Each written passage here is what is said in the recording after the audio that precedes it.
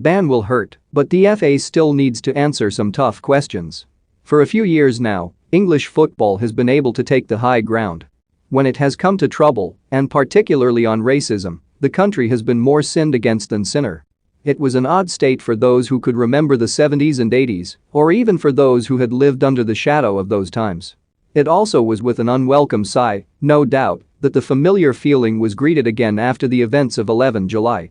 The Football Association has been served with a 2-match ban on spectators, with 1 match suspended after the anarchy that surrounded the Euro 2020 final at Wembley.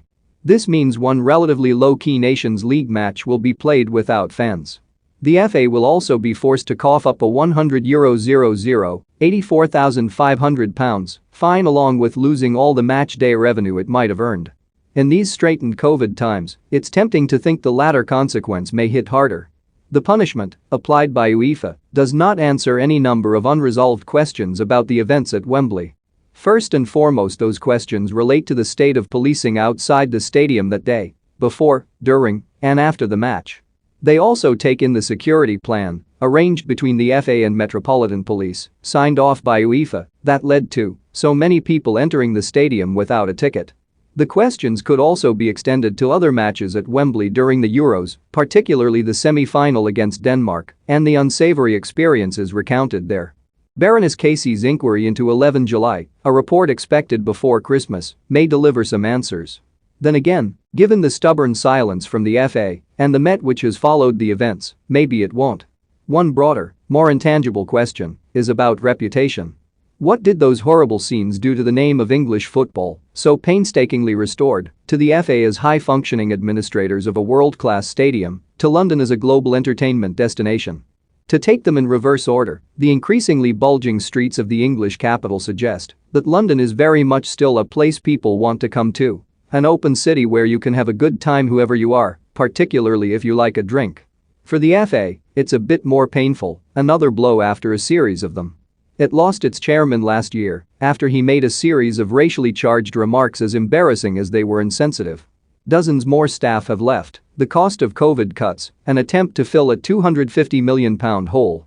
All this while the FA has been doing good and valuable work. The Leadership Diversity Code led by Paul Elliott, Edleen John's actions, largely behind closed doors, in taking on social media abuse, and the generational success of the England men's coach, Gareth Southgate, who also vindicated the FA's once mocked DNA blueprint.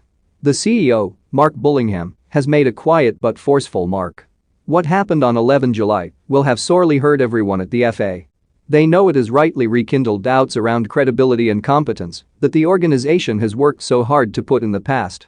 That the ban was announced the day before Parliament's Digital, Culture, Media and Sport Committee conducts a session investigating the feasibility and funding of the UK and Ireland 2030 World Cup bid couldn't be much more apt.